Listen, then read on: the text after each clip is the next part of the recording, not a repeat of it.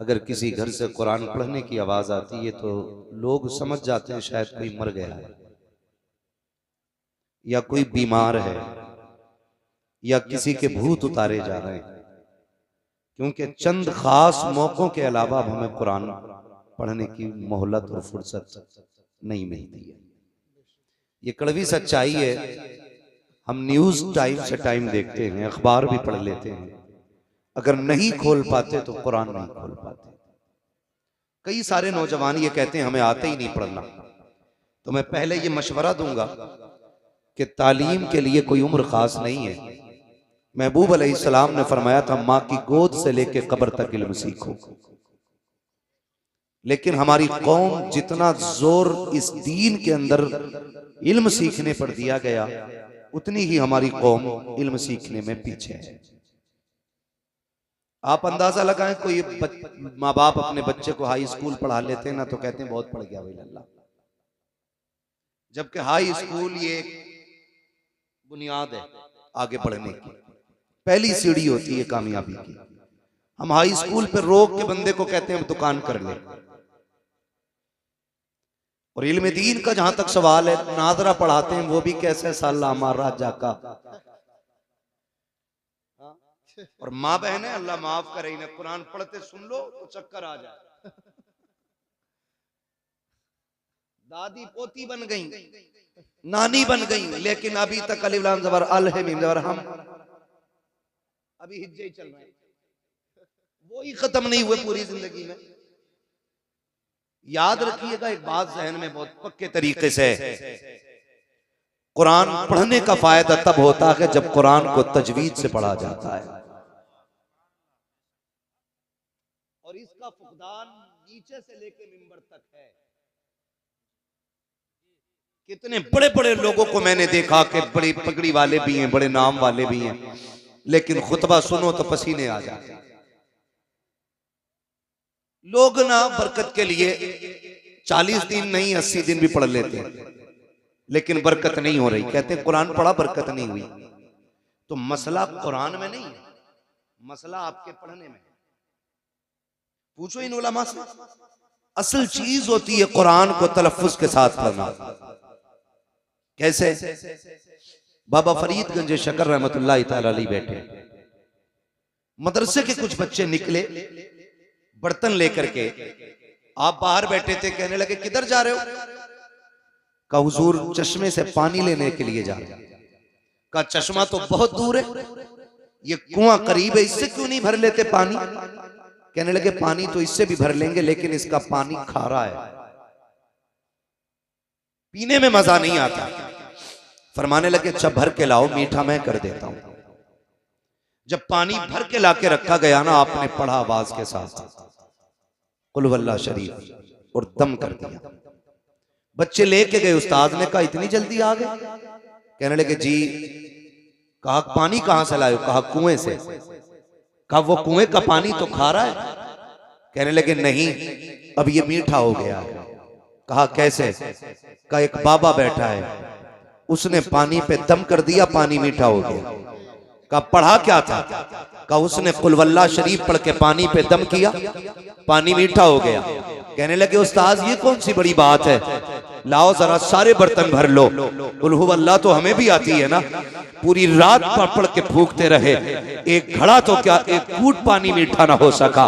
सुबह हो गई फूकते फूकते, थूक सूख गया। सुबह उठे दौड़े, कहने लगे बाबा बताओ तो सही, तुमने भी सूरह इखलास पढ़ी थी, मैंने भी सूरह इखलास पढ़ी थी, आपने एक बार पढ़ दिया सारा पानी मीठा हो गया, मैंने सारी रात पढ़ा है एक घूट पानी नहीं हुआ।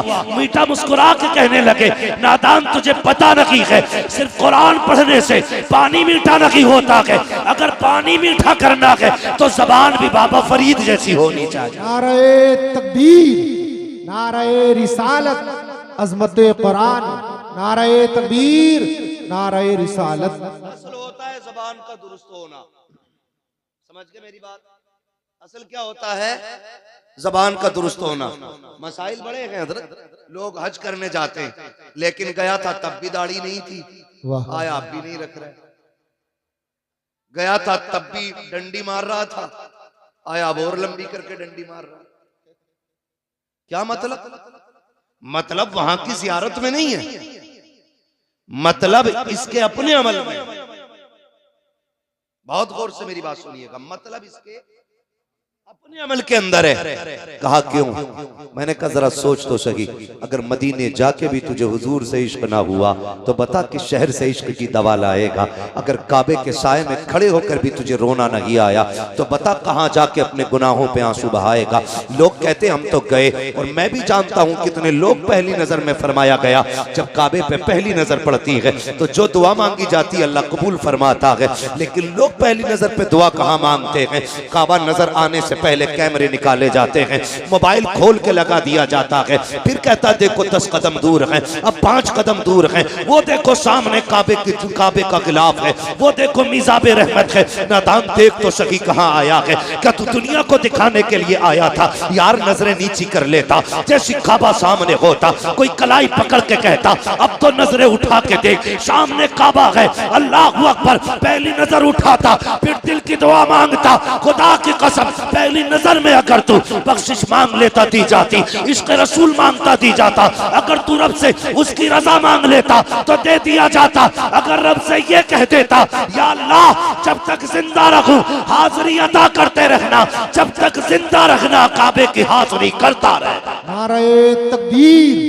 नारे रिसालत, खतीबे हिंदुस्तान, नारे तकबीर, नारे रिसालत। लेकिन नियत ही अच्छी नहीं है। हम तो फातिया भी करवा रहे हैं, हाफिज जी से तो इस्मारा करवा रहे हैं कि लोग ये ना कहें बिना फातिया का खाना था। बरकत का मसला ही नहीं। झगड़ा कब होता है चच्चा बताऊं?